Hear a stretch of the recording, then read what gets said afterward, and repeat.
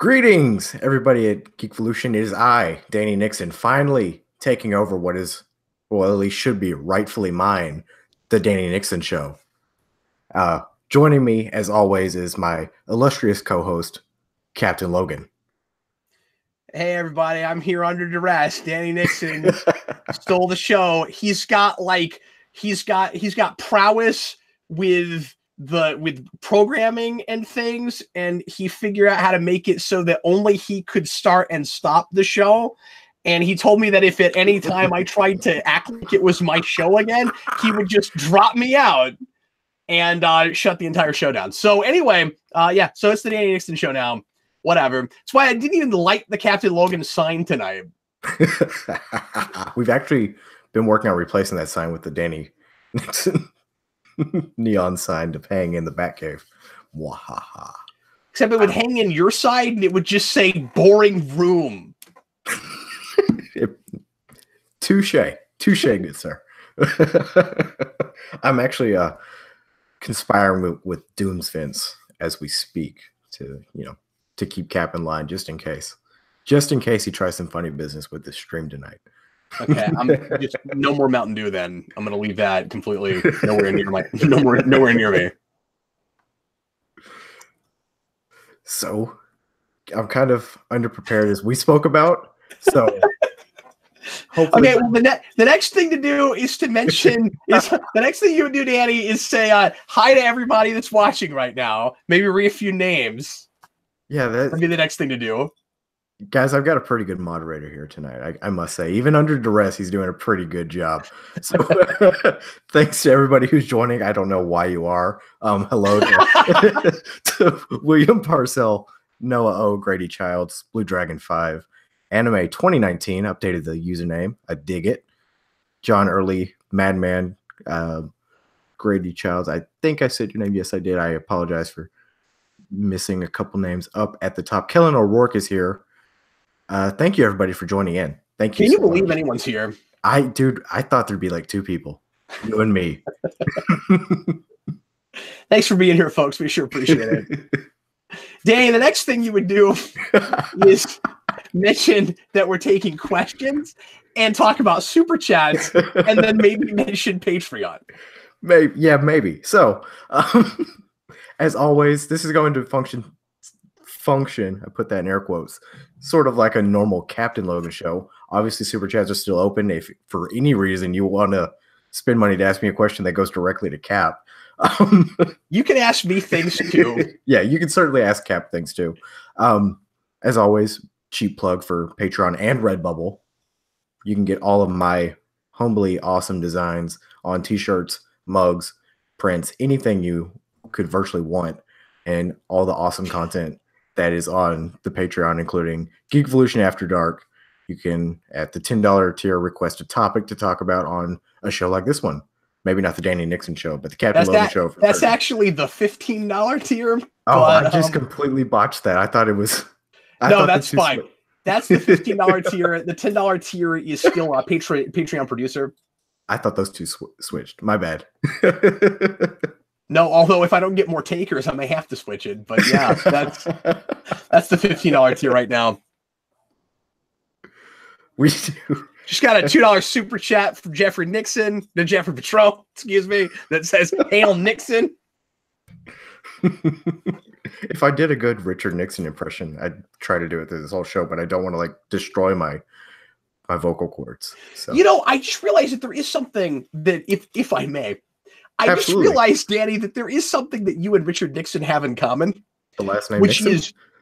Okay, there's a second thing that you have in common with Richard Nixon, and that is if I knew the president, if I knew President Richard Nixon, he would be doing what you have done the entire time I've known you, which is record everything we've said to each other.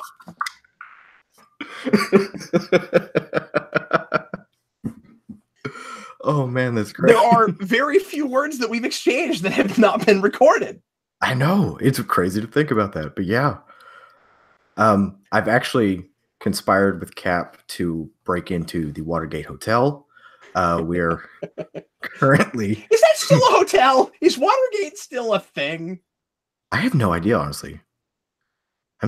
It, it could be a museum at this point, for all I know. David Crabtree in the comments says only Danny could go to China.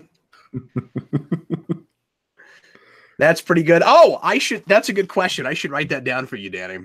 Yeah, it's harder than it looks, isn't it? Yeah. Well, you ready for some questions, Danny? Absolutely. The first question. Also, can I do a quick announcement? Absolutely.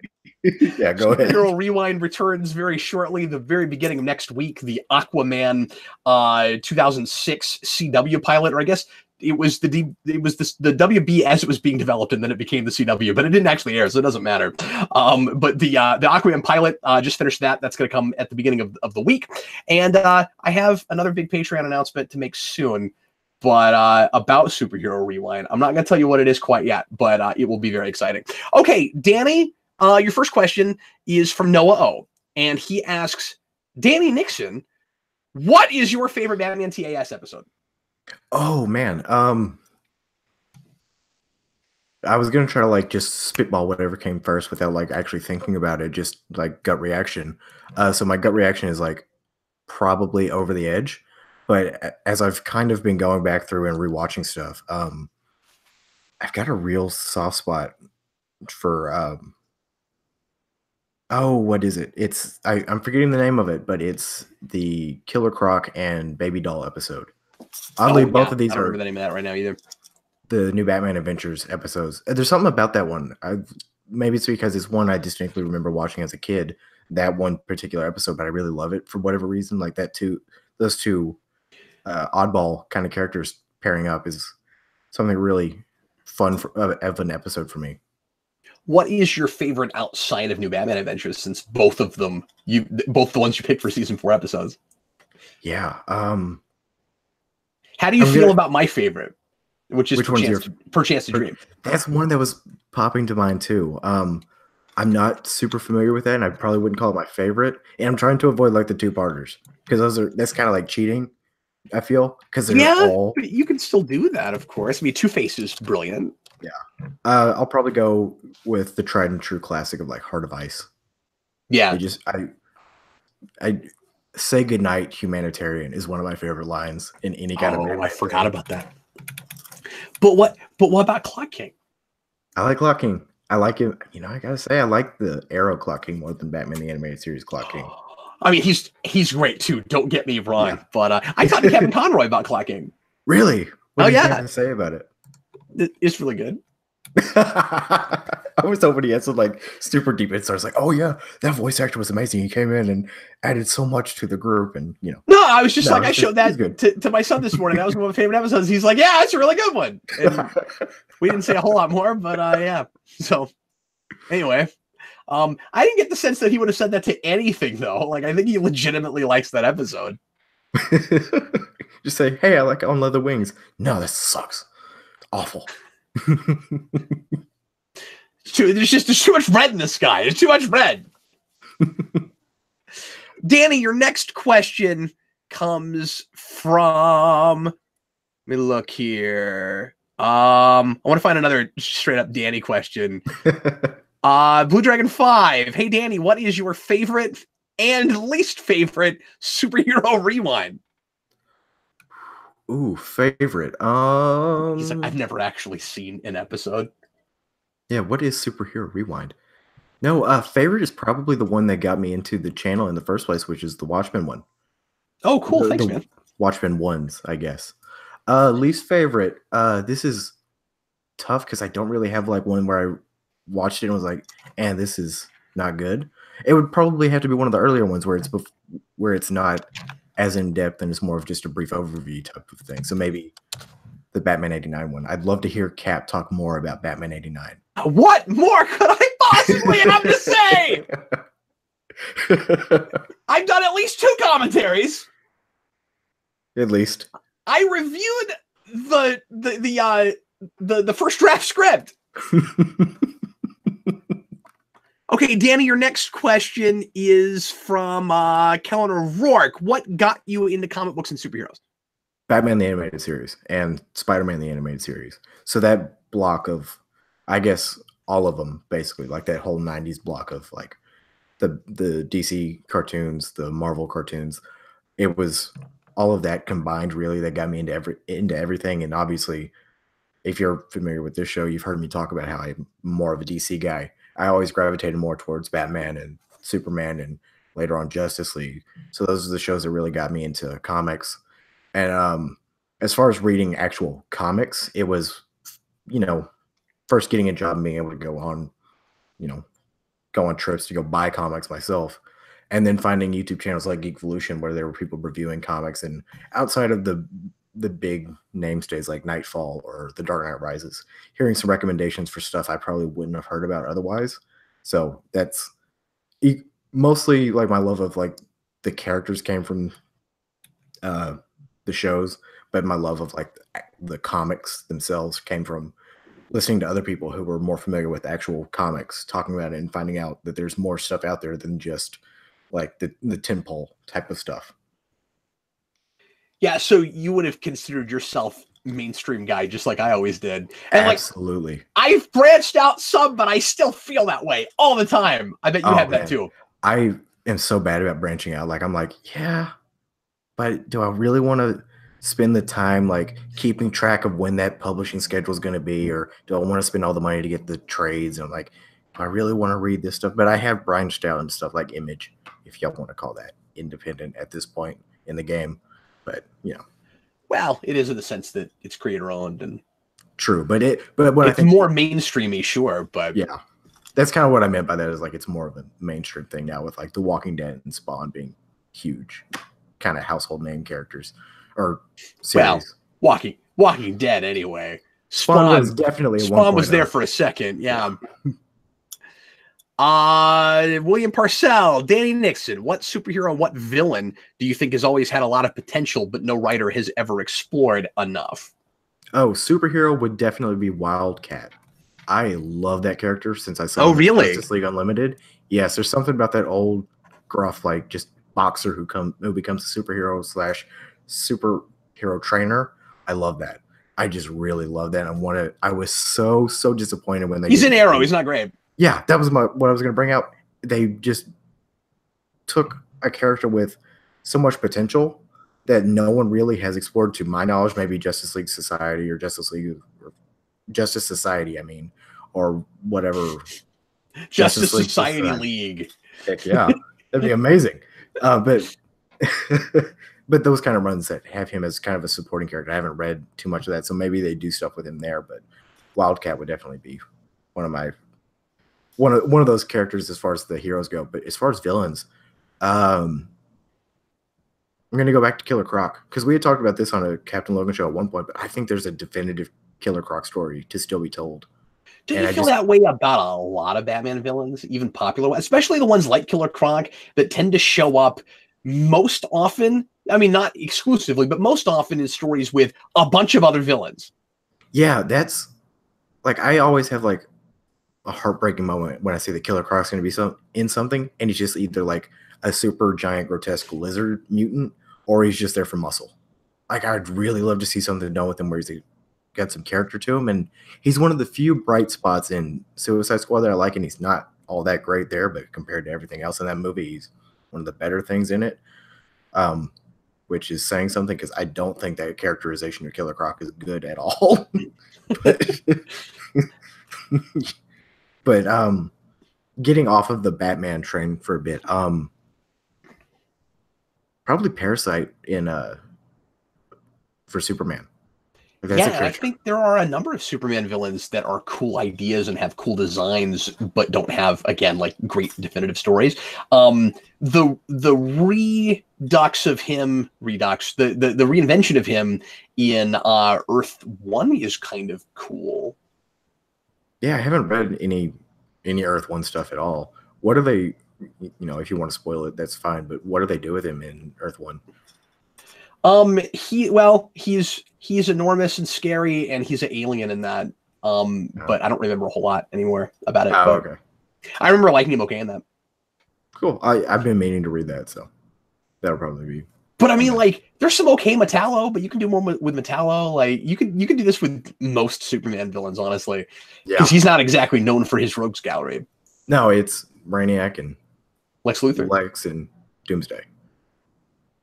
For like one story, I guess. And Darkseid, who should not be considered a Superman villain, but people tend to now. Yeah. It kind of all goes back to just the Justice League episode, right? Like that's it's because of the animated series.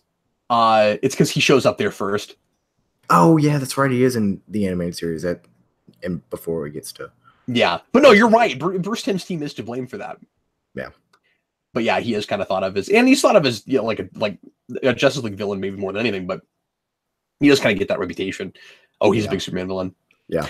Thomas Henschel puts in a $5 super chat. Have you been watching the Orville? I have. I doubt that that Danny has seen that because Danny's not really a Star Trek guy.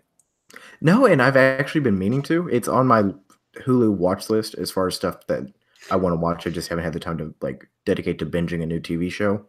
Like here lately, I've just been putting on old tried and true stuff, so I don't have to like pay attention to any story going on. I've just got some background noise going on. But I've been meaning to go back to Star Trek: The Next Generation and kind of sweet my Star Trek cred, if you can call watching TNG cred, and then eventually get around to watching the Orville. But I kind of want to watch more Star Trek before I watch the Orville. So I at least watch some more TNG, and I don't feel like you have to watch everything to really appreciate that show. A lot of what he riffs on and references, I'm talking about McFarlane in that, is more TNG than anything. And if you were to watch the whole series, there's a bunch of like deep pulls and things that you would pick up on. Where you're like, oh, he's doing that. Like in the first season, he takes at the end of the first season. Minor spoiler here. He takes the token black guy of the show and he makes him the engineer. I love that. It's fantastic. That's pretty good. There's a lot of great stuff like that in that show. There's some other questions here. Another economic super chat. I'm having a hard time. He strung all of his questions together without punctuation, and I'm having a tough time with this next part. Are you going to be? Oh, and let me also mention with the Orville that Eric and I have watched the first 2 episodes of the season. The 3rd episode's dropped. We haven't watched it yet. We'll be talking about that on the next Omnibus. I am still very positive on that show. We'll talk about that at the end of or beginning of February. Are you going to be reviewing Glass on the bus? Are you going to be reviewing Glass on the bus? I don't understand. On the bus goes round. I don't understand that question. I will be reviewing Glass. We're reviewing Glass on the Omnibus. Oh, I was like, no, I like that's a real specific question. Are you planning on taking the bus, bringing a camera with you, recording a review of Glass? I was having time. I got that was the movie you was talking about, but I was missing. I am so glad that I'm not doing the Danny Nixon show alone. Yes, I will at least be talking about Glass on the Omnibus. I imagine Eric will go see that with me as well. When does your website launch? Danny, do you have an answer? This is a Danny Nixon question. Do you have an answer to this question? So me working on it took a hiatus because of the holidays, because it's the holidays and I got busy with work and I got busy with personal life and I got busy wrapping presents. But I would say end of February would probably be a realistic point, because right now all the designing is done. I've got to go in now and just basically populate the pages, which is more of a like time consuming than anything. Like at this point, it's more of just get the content in there, and then after that's done, test it for bugs, make sure there's technical stuff, I guess, like making sure it looks good across your desktop, your laptop, your tablet, and your phone. Just nitpicky stuff like that as someone with a web design background, I kind of look for, and I wouldn't want to put something out there with my name or Captain Logan's name attached to it and it look bad. So it'll probably be into February, most likely. Especially because your name is going to be the largest thing anyone can see on the website in neon lights. Given what's going on this evolution I completely expect to see Danny Nixon Evolution at the top of that page. Oh man, just the second you type in geekvolution.net, it's just going to be my gorgeous face looking at you saying, ha, ha, ha, ha, ha, ha. It'll be like Joker taking over the airwaves. I thought you were going to do a Jurassic Park thing. Thomas also says, you guys are the geekiest, and I love you guys. Thank you very much. Yes, thank you. The comment, man. Grady Childs, $5 super chat. Cap, have you and Eric also watched Young Justice Outsiders? 6 episodes in, I like it. Been streaming Arkham City lately. I'm a better Batman than you. I think my dog Apollo is probably a better Batman than I am. I have watched the first 3 episodes. Not ready to talk too much about it yet. Eric and I are going to talk about that on the Omnibus. I don't know if we will get any more of it watched before. We had planned on just sampling it. But do you know about this, Danny? They're dropping it on DC Universe in blocks. It's like miniseries. I thought they were launching they were premiering it with 3 episodes, then it would go to the Titans formula of weekly episodes. That's what I thought. But when we sat down to watch it last night, the next 3 episodes all had the number 8, like 8 hours next to them. Like they were all about to drop at 8 hours. And it looks like if they keep with that pattern, that they're going to drop 3 or 4 episodes at a time. And they're going to be like, it looks like they're going to be like arcs, like comic arcs. I so much more prefer that to the weekly thing. Well, me too, because like Eric and I had not planned on watching it weekly, and I wasn't going to do anyway because I'm actually not even caught up with season 2, but I went ahead and sampled it last night just so that we could talk about it. Eric hadn't planned on watching any more of it, but when we found out that's how they were doing it, he said, I don't know, maybe I will follow it as they drop because that's kind of digestible chunks. Yeah, and that would put it, are the episodes 22 minutes like a normal? 25. It's a little bit longer because they don't have to worry about commercials. Yeah. But still, that would put it at about a little over an hour for 3 episodes if you binge watched it, which would be close to the same length of Titans, which makes sense now that I think about it. That's a good strategy instead of weekly drops of 25-minute episodes. So I like that. I was happy with it. All I'll say right now is it's tonally once again a little bit different. It seems like every season they're trying to go with a little bit of a different tone, a little bit different pacing. I think that show is like second season of that show will watch better after the season comes out because 2 does not a pattern make, and once you get the 3rd season and you say, okay, there's going to be a time jump every season. And like, this is a show that I didn't realize just how badly it needed one more season. And also, I don't know if the plan is to end after this or if they want to keep going. But if they were to keep going, it seems like now we have like a pattern where like there's a time jump every time, and it's totally going to be a little bit different, and it's going to get maybe a little bit darker every season. The animation is fine. I have heard people complain about it and say that it's a step back. I'm not seeing it. It looks fine to me. And it looks on par with what we've had before from what I've seen. And it is the same show. I was really kind of worried about kind of a Titans sort of thing where maybe it would decide, oh, well, like there's nothing we're not allowed to do and there aren't censors, so we're just going to go crazy with the adult stuff and the violence. It is a little bit more violent and there is more adult stuff, but it serves the story. It's not gratuitous, and it feels like stuff that they would have done on television had they been allowed to.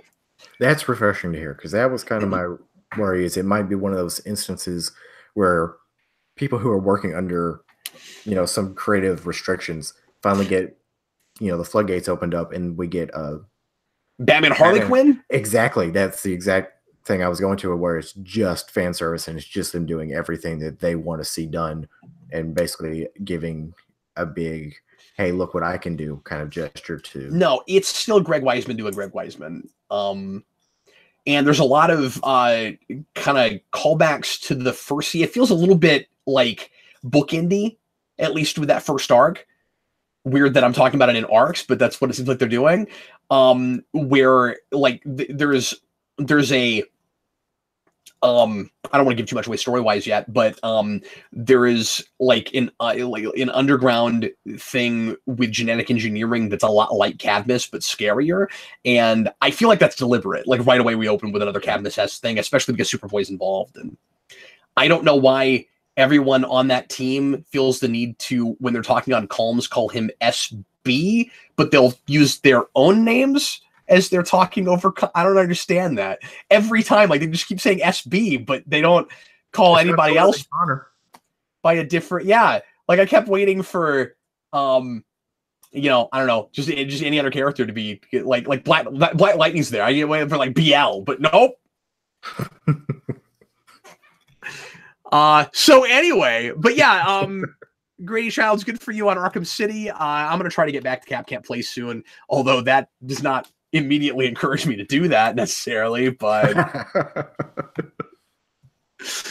anyway, okay. So once again, folks, if you want to make sure that your question gets heard, the super chat remains open.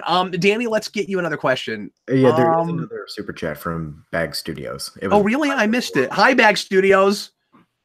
I'm sorry. I'm not used to doing this job. It's right above Grady Childs, or a couple above. Oh, there it is. Hey, Danny, how much could a woodchuck chuck if a woodchuck could chuck wood? I'm surprised we've never had this one before. Or if you were a tree, what kind of tree would you be? I'm gonna go with 42. I was gonna say, like, the answer is 5. 5. 5 wood. 5 wood. Bingo. 5 wood. Blue Dragon 5. Hey, Danny, what's it like to host a live show with Cap moderating? Freaky Friday-esque. That's great. Thank you. But no, it's weird that the questions are directed to me. It's kind of relieving that I'm not the one having to go through and copy and paste questions and keep track of everything and scroll back up and make sure I didn't miss a super chat. So there's a bit of relief not having to moderate the super chat, but it's also very nerve-wracking having to answer questions and be articulate and be entertaining like Captain Logan is. So thanks, man. I appreciate it. I don't know if I agree with that, but I appreciate that. No, I generally find my job easier than your job. I'm sitting here like, I don't like organization. I'm not good at being organized, you know? I do things on the fly. I make it up as I go along. That's me. And I'm sitting here like, oh, I don't have a system. Like, have I said this person's name before? Oh, crap. I don't remember. We should have traded like tips before, and I could have told you how I like keep track of everything and like mark stuff off. So I could have told you how to be like boisterous and dynamic and extroverted. Right, yeah.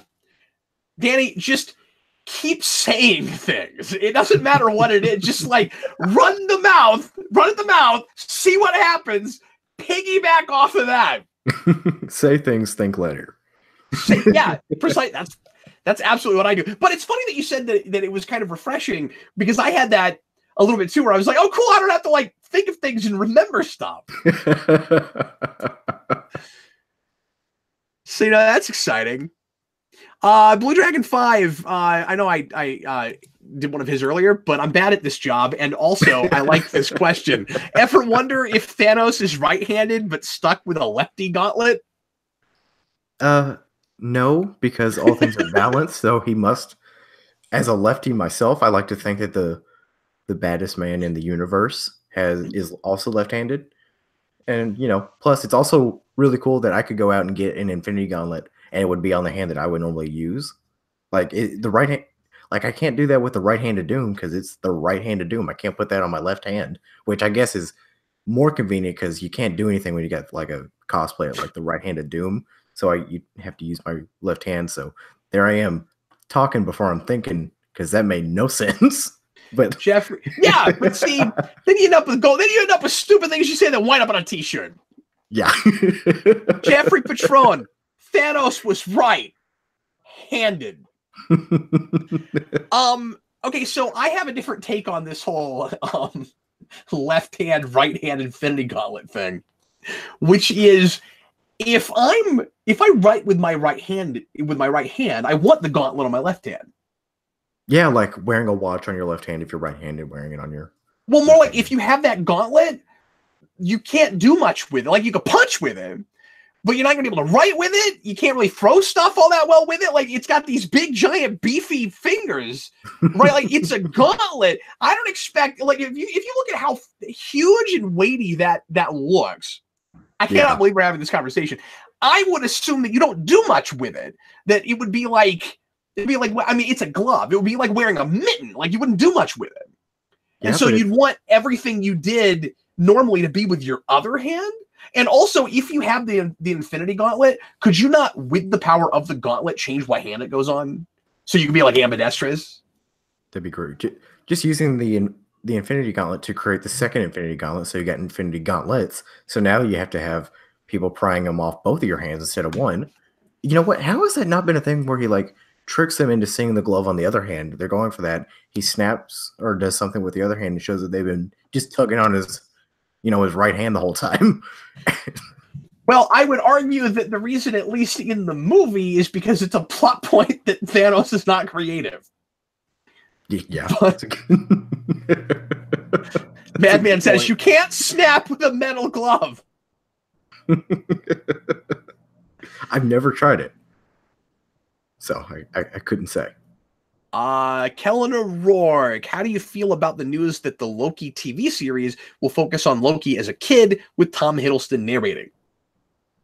Oh boy, I can't wait for young Loki. Well, maybe we'll get lucky and they won't call it that, like Young Sheldon. That is the laziest title in the history of television. I think it would have been really great if they went with some super convoluted way of saying Young Sheldon. Like, yeah, like pull a Sheldon on it and just overly describe what it means to be young. Like, and then everyone would talk about that show with an acronym of like 9 letters. Yeah, like Him for How I Met Your Mother. It'd be great. But no, Madman says that sounds pointless. Mutail says Loki, the awkward years. It's Saved by the Bell with Loki. Can we please get someone who looks like Zach Morris to play him? And I was gonna say Tom Hiddleston as that guy. Yeah. Oh, that sounds like a great SNL skit. Can I say that this doesn't surprise me at all, and is exactly what I thought would happen? Doing a young. Yeah, because okay, there's only 2 things this show could have been. I thought we had been told that it was set in Asgard. Maybe we weren't, but that's why I assumed it must be a prequel show. Because if it's not, you're coming right out and saying that Loki is going to get brought back, and I'm still on the fence about that. I could still see that happening with the next Avengers movie, but I thought this was the most likely thing, because even if he is still alive and you bring him back, you don't have Asgard. So like, what's it going to be? A Loki show set on Earth? And you know how much people love that with Thor. Yeah, this also seems like an easy way of not having to pay Tom Hiddleston to be in a TV show. Like, you just get him, record him for however much material you'll need for a voiceover, and then you cast someone a lot cheaper to play Loki, who kind of somewhat resembles Tom Hiddleston, or not, because he's the god of tricks and, he can change his appearance. So that's a good point. I mean, you might be right. I don't think that's the main reason that Hiddleston's not the main character. Like, actors of his caliber do television shows all the time. It's not like a Robert Downey situation. I don't think he would be so cost prohibitive that he couldn't be a regular in a TV show. Especially if he was the biggest star in it, which he probably would be. No, honestly, like a lot of people are complaining about this. I don't love that it's Loki as like a kid, like going that far back. But my big complaint with the Thor movies has always been, we don't do anything with, or very much anyway, with the lore or the politics of Asgard. And doing a regular series in Asgard, whoever the protagonist is, we can finally do some of that. So like, I'm not saying I'm super stoked for this show or anything, and it will be odd if we try to like write out major characters, just so we don't have to deal with them, or if they're so young, like who cares? Like, it would be weird if even as a kid, Thor is somehow not in the show. Like, surely Thor is there, right? That'd be really strange. But you're right. This does let them kind of recast everybody. I don't know. I don't think it's inherently necessarily right away a bad thing. I'm not stoked about it or nothing, but Asgard is a good place to do serialized narrative. Yeah, I'm not super looking forward to anything on Disney Plus or Disney Now or whatever they're calling their streaming service.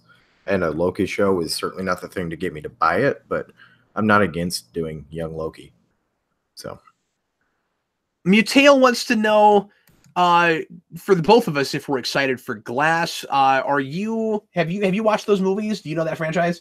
Yeah, I've seen Unbreakable and Split. I was excited for this movie until I saw the reviews coming back. So Oh, don't tell me anything. I didn't even realize there were reviews already. yeah, Well, I want to be excited. I have been unsure based on the trailers, but I don't want to, make us too much. I obviously don't like to make assumptions based on trailers, Danny. yeah.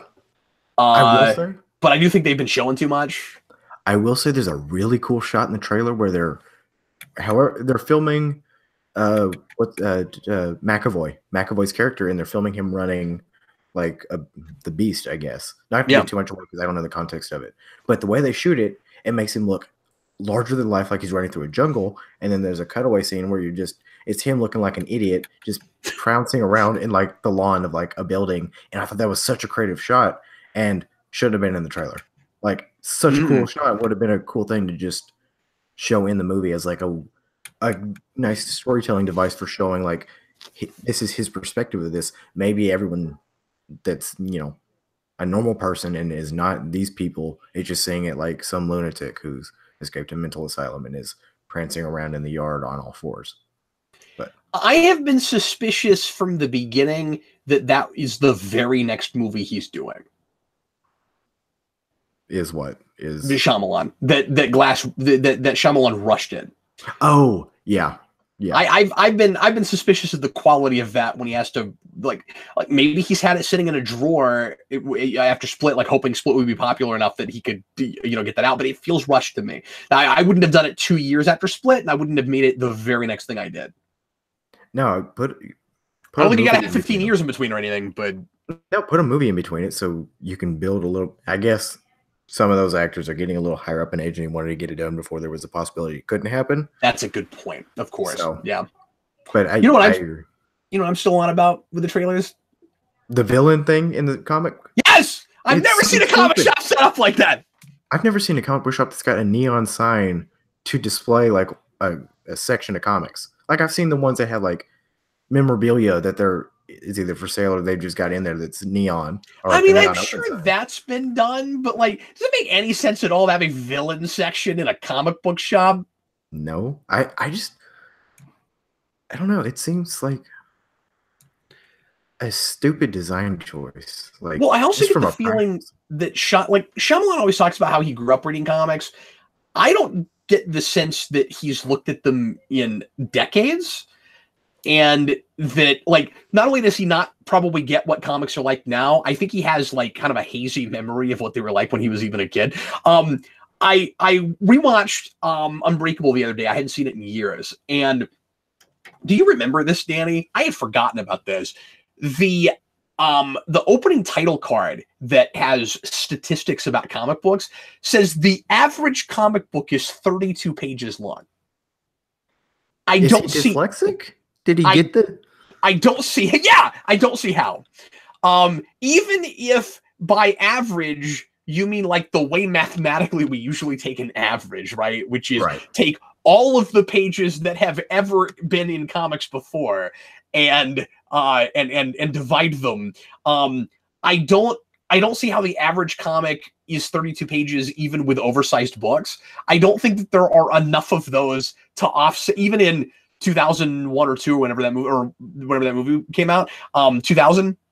I don't see how there's enough oversized books to offset the average 20 or 22 page comic. And Eric said in the 70s, and I have to go back and look at this because I don't know if he's right about it. I think he mentioned that in the 70s, Marvel's average was more like 18 or something. I don't know if that's true, but I don't know.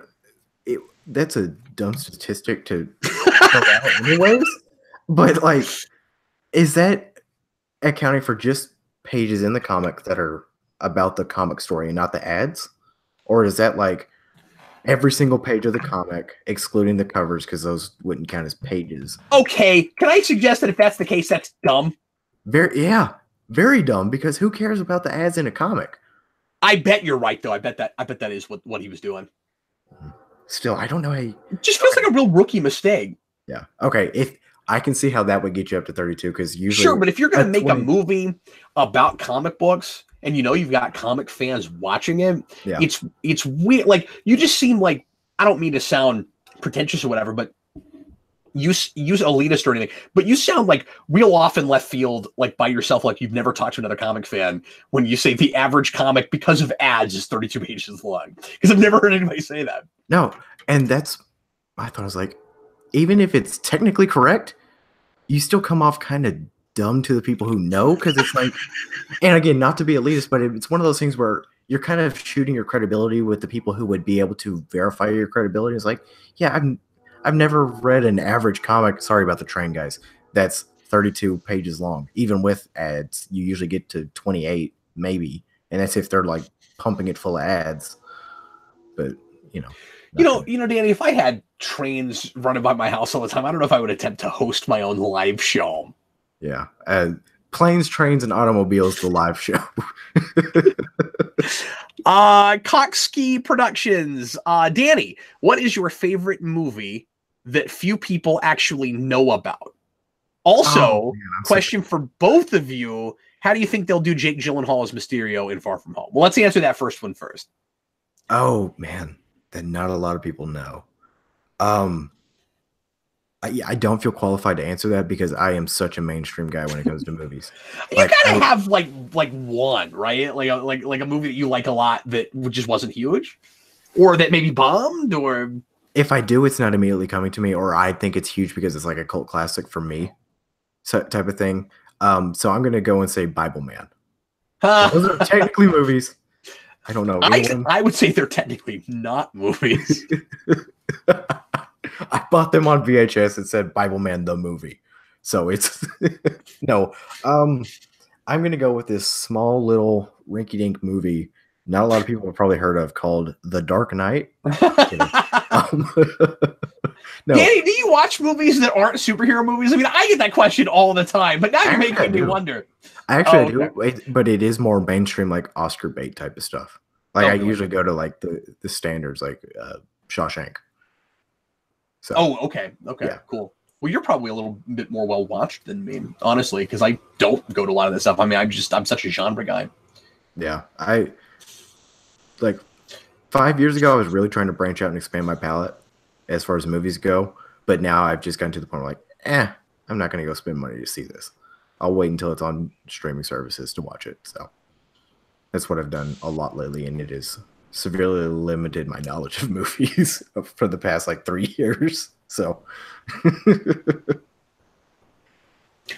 and then how do you think they'll do Jake Gyllenhaal as Mysterio in Far From Home? I've got confidence in it. Like, yeah, me too. Sure. I doubt they're gonna mishandle a Spider-Man character. I mean, even if they make him completely not like he is in the comics, no one's gonna know because it's Mysterio. But that's how I go. I trust them if they want to go their own way with the character, that they're gonna do good with it. I trust them that if they adapt it as far off the page as they probably could for that universe, that it's going to be done well. So I'm excited. Plus, I like Jake Gyllenhaal as an actor. Yeah, same here. I don't have immediately like insightful speculation about what that will look like or anything. No, I don't either. I think it'd be cool if like somehow he's got like the Reality Stone, and that's how he's doing all this Mysterio stuff. No, I don't think that would be cool because we need to get away from everything being an Infinity Stone. But I do think it's part of the reason I don't even want to guess at it. I don't mean to cop out on this, but it's not my show tonight, so whatever. But part of the reason I don't even want to really speculate too much is I could not have called how they handled Vulture. Like, I don't think it will be related to the special effects wizard thing in the comics, I'm sure, but they will go their own way with it, and it will be a reinvention. I think it'll maybe be more military tech, like military like stealth op type of stuff, more so than like movie special effects. If I had to guess, you think so? I think it's just more of like a kind of their motif of like it's tied to S.H.I.E.L.D. in some way. It's tied to like real world politics in some way. And by politics, I just mean like there'd be a government involved in it. I mean, the last thing was based on Alien Tag. Yeah.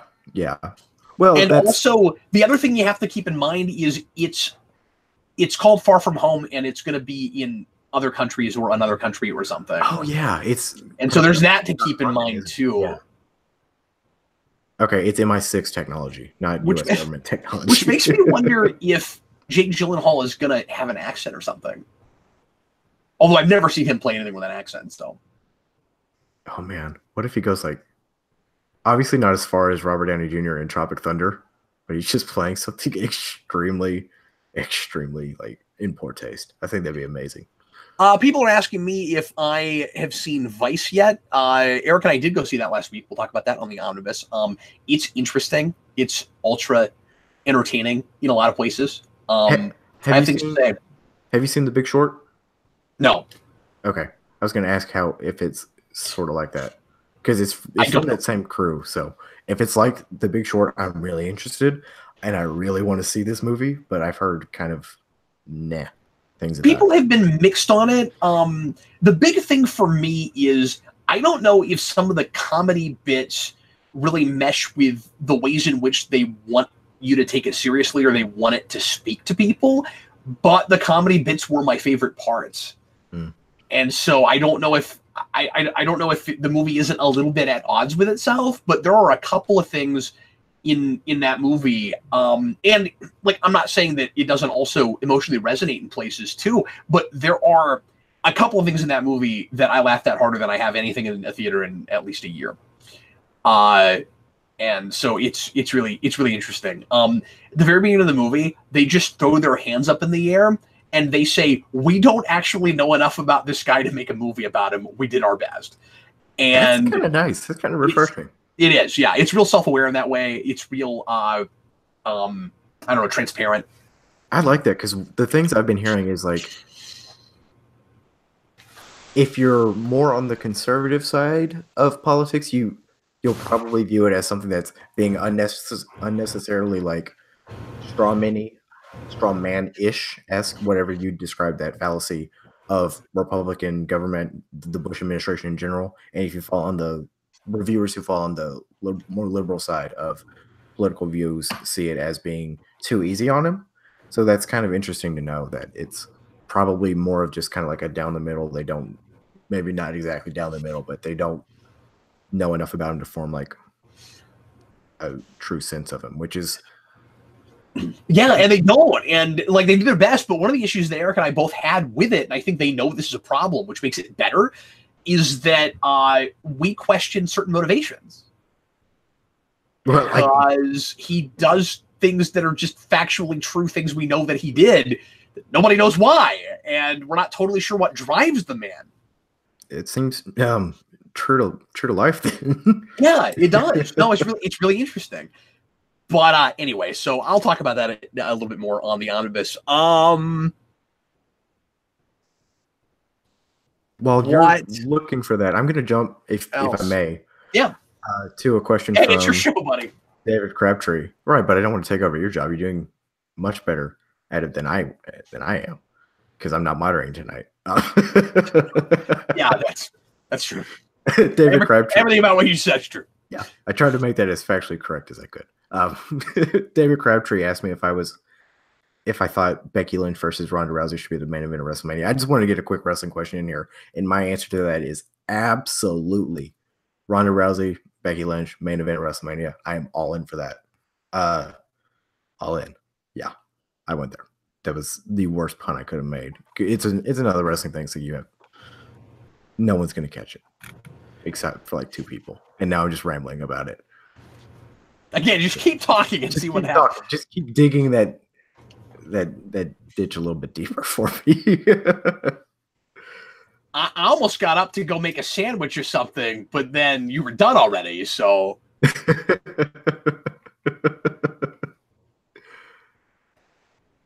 Yeah. Okay, so I'm seeing a lot of questions by people who have asked questions already. Grady Childs, could Thanos, realizing how terrible his actions were in Infinity War, why are we talking about Thanos so much tonight? And ultimately pointless and reverse all he's done, dusting himself in the process, could be a good resolution for him. That's interesting. I hadn't really thought of that. The way that would resolve is he just goes, "Oh, that's a bad idea," and then he makes himself disappear. There's no way that's what happens, right? That would be the biggest slap in the face of the Marvel universe, I think. Like, you build we had to wait 6 years to see what he was like, and then he just goes, "Yeah, never mind, that was dumb." I'd get such a kick out of that personally. Like, Oh, they were going to say you get up and leave. No, I'd find that hysterical that they just said, you know what? Maybe that wasn't such a good idea. Reverse. And it just sets it all back to like right after Civil War or something.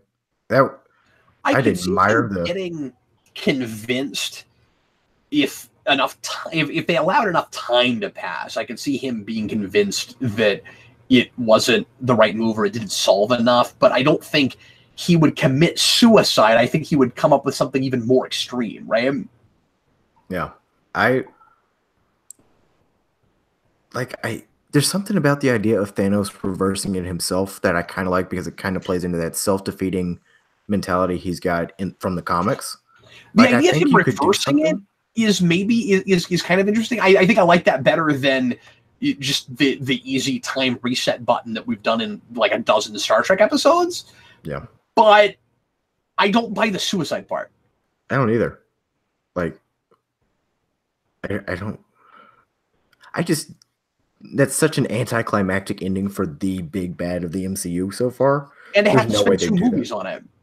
Yeah, like everybody's worried about the reset button, and I am too. Yeah. Like, it's got to be worth 2 movies and being the culmination of 10 years. It would be cool if they did kind of like a King Gone Mad type of thing, where this next movie is about him kind of going mad, not so much mad with power, but mad with like omnipotence, I guess you could say. Man, if he turned into something closer to comic book Thanos because of that, that would be actually kind of pretty cool. Yeah, I would like that. Like he actually becomes the Mad Titan. Yeah. Oh, I can see me covered by that. What if he created the personification of death? Now, in the second movie. Yeah. Just spitballing, just as like a little nod to the comics. Sorry, I lost my train of thought there for a second. Just like him going mad, and he creates like an actual personification of death to like cope with whatever, cope with the ramifications of what he's done and what he's becoming of this. I think that'd be pretty cool. I see zero chance that happens, but yeah, me too. Cool. Grey Shadow says the idea is that he would be sacrificing himself because he realizes the value of all life. I guess I'm going to end my life because I value all life. Yeah, but if he's like, well, if I stick around, I'll just kill more people. if that's kind of the idea, I guess. I don't know. I find it very difficult to imagine a movie that could get that done in the time it takes to tell a story in a movie with that many characters, where I would actually buy that he would go quite that far. And again, I feel like enough time would have to pass where he would have to like see the larger ramifications of what he did. Yeah, I feel like you need an entire movie just dedicated to seeing him coming to terms with those ramifications. You're right. Yeah, it would have to actually be his movie in a way the last movie wasn't, and we kind of pretended like it was. Yeah. We follow him a great deal, and we spend enough time with him. I'm not disputing that, but everybody that said Infinity War is great because it's Thanos' movie and he's the protagonist, I'll buy that. Like, just definition of storytelling and story structure, he's not the protagonist. He's not the protagonist. He's the antagonist, because everyone that we've been following, not only in that movie, but in that universe. And the whole thing's not from his perspective in the sense that from a story perspective, it's told as if he were the protagonist and all the heroes are the antagonist. It's not told that way. No, it's not. You could do it like that, but that's not how they told that story. Wouldn't a hero's journey type of movie based around Thanos be really cool? Well, that was one of my disappointments a little bit, is that it was kind of pitched that way. Yeah. And a lot of people came out of the theater talking about it like that's what they made. That's not what they made. No. I don't really understand that. And I think some people may be confusing a sympathetic antagonist with the protagonist of the story. Yeah. And I think a lot of that comes to a conflation of protagonist meaning good, and not so much protagonist supposed to mean the person whose perspective we're following in storytelling. Yeah, sure. Well, he's got a good point. So no, if he is a protagonist, he's one of many. Yeah. But he's also the antagonist. Yeah. He is the antagonist of the yeah. Yeah, he's the inciting incident. He gets the whole ball rolling. Yeah. William Parcell, Danny, Nixon, and Geekvolution, do you think the comic industry is on the verge of another crash? What do you think will happen if it crashes? I think it's on the verge of changing drastically. I don't see a crash yet. I don't think all the pieces are anything like in the same place they were in the 90s when we had the crash, Danny. And the media is different and stuff. Like, I don't think that's where we are. No, I think the comic book industry, like the comic book industry, like Diamond Publishing, local comic book stores, that type of thing, is stable, if not declining, and needs to change to adapt to something, whether that just means distribution gets changed to something more mainstream, or, you know, like putting it in Walmart, putting it in GameStop, all that kind of stuff. I absolutely think the movie studios buying up every single comic book property that they can will crash soon, like the speculator market around comics crashed in the 90s. Yeah. Like, I think we'll get to a point where every, you know, Sony, Marvel, Disney, Time Warner, or whoever is in the studio game buying up every single comic book thing that they can because it's the next potentially hot thing, will come back to bite filmmaking in the butt, as far as like, well, we invested a lot of money into Millar World, and I'm not knocking Millar World or saying that'll be a thing that crashes, but that's just the first one that comes to mind. It will, but but just like everyone buying up stuff like that, you know, not every indie comic is Fables or Lock and Key or Invincible, you know, where it's got its own following. So I think that's what's going to crash more likely, and then that'll subsequently lead to like the comic book industry having to adapt because they can't get by on like constantly having merchandise from movies to help prop up stores and all that kind of stuff. But that's just my uneducated opinion. Yeah, I just think the whole thing is real complicated. I like when you say like the comic industry, are we talking about just like physical individual issues and that crashing like it did in the 90s when we weren't even really talking about trade, or are we talking about just readership? Because I think these are two very different things. Yeah. I could see singles falling away pretty hard in the next 5 to 10 years, especially if we keep pushing $5. And I think $5 is a big deal. I think that's going to be a huge problem. And I predict that's going to be a way bigger issue than anybody's thinking. Because you're seeing DC and Marvel both. I've been talking about this a lot lately. You're seeing both of them coming up with every excuse in the book they can to sell people books they usually would spend $3 or $4 on for $5, which tells me like adding extra pages or just having, you know, a cover covers, that's special and pretend like it commands $1. And then like that tells me that's like preemptive to get us to get people used to $5, and then that's what we're charging them. I just think that's where a lot of people are going to draw the line. That's where I drew the line. DC should have continued to draw the line at $3.99. At $2.99. I think the public, the comic consumer, will draw the line at $4.99, and that's when he's done. That is when I dropped off. Was when Metal and Doomsday Clock started up, and everything I wanted to read was had event tie-ins, so they were more expensive. Pushing that $4.99 thing, I was just like, look, I'm not reading what I've got now. I'm not going to pay more to just add to my short boxes that I'm probably not going to get to for a couple months at least. And that's what led to me dropping off, and then just finding stuff on eBay that was like trades from like the mid 2000s that were like $3, so I could read that stuff. The reason I'm hesitant to say that the industry itself is headed for a crash is because the industry looks a lot different than it did. And as far as like the companies that are involved in what people are reading than it did in the late 90s, in like 98 when it crashed. So back then, if the market, if the speculation market is oversaturated and falling apart, and you got too many special covers and things, and you're printing too many books, in the late 90s, and the only two publishers that anybody's really paying attention to are Marvel and DC, you have a crash. Now, what's causing it is those two big companies trying to sell you too many titles at once, and trying to, and yeah, there still is an influx of too many covers, but that's not as big of a problem as it used to be, as it was then when we had that crash. And also this trying to sell people books for more money than they're going to get to where they're willing to spend. That's going to be a problem for the big two. But I would submit to you, Danny, if one or both of the big two suddenly crashed, it doesn't crash the whole industry anymore. Not like it used to. That doesn't affect Image. That doesn't affect IDW. That doesn't hurt Boom.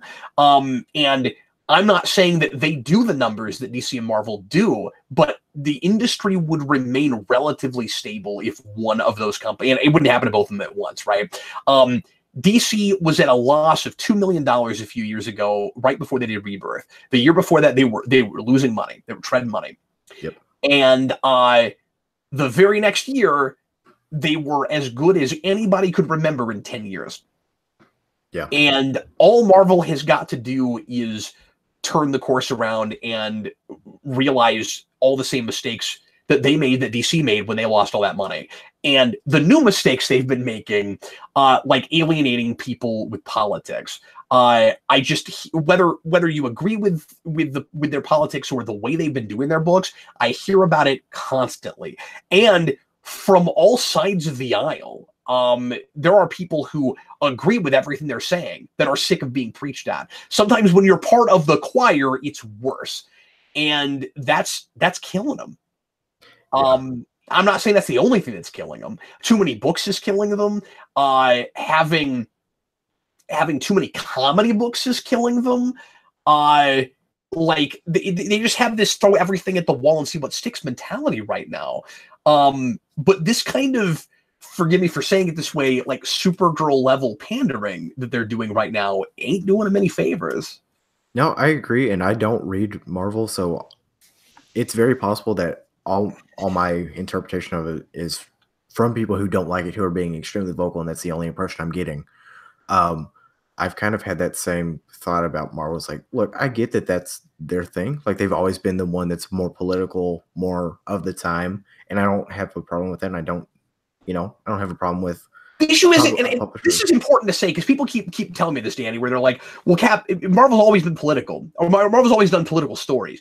My complaint is not that they're doing political stories. My complaint is that they're insulting the reader's intelligence. Yeah, and like, I don't know enough about it to give an educated opinion. I don't really want to about something that I haven't read, especially when it's talking about politics, because it could be something where I'm like, yeah, you're just kind of, not you, but just the general you. Yeah, maybe you're not the audience for it, and you're wanting it to be something that it's not meant to be.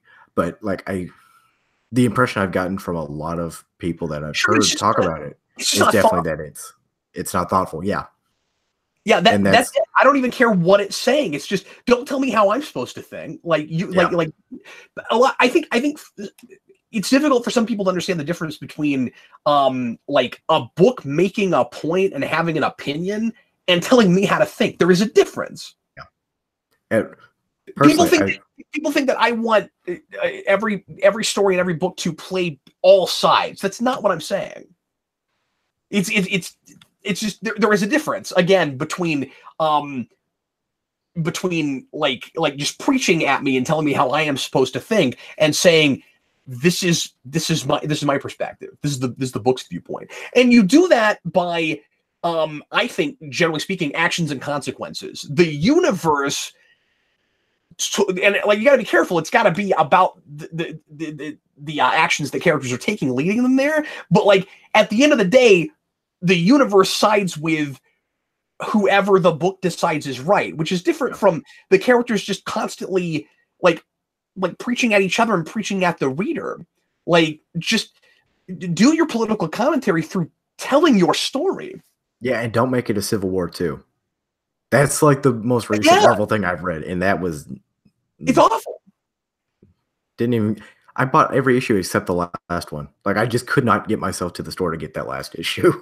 I really like this comment Rockman just made. I agree with this. He says, make an argument, not an ultimatum. It's exactly right. It reads like bullying sometimes, where it's like, you think like this, right? Like, what if I don't? And don't make ultimatum. And I paid money for it. just don't make ultimatum, because isn't that the that's one of the worst ultimate thing that's not good?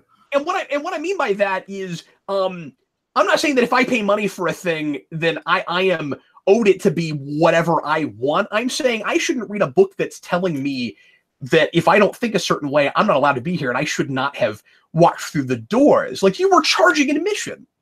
Yeah. Everyone should be welcome, even if it's not for you, as far as your sensibilities go. That's different. Somebody said this is the part of the show where I get on my soapbox. That is what happened. No, I'm with you. And it's like, because this isn't my channel, this is just my show. I'm trying not to get on my soapbox because, like, Cap and I have talked about it. I'm a very political person. I try to, like, not bring that to this show. And I try to, like, walk that line of more being down the middle than I probably normally am. Normally talking politics, so I don't want to get too much into it, especially on a topic I don't know a whole lot about, which is Marvel, because I feel wholly unqualified to talk about Marvel as like a universe, let alone because you're not buying it right now. Yeah, I haven't bought it. I have never consistently bought it outside of subscribing to Daredevil a few years back. That was it. So okay, so we need to wrap the show up.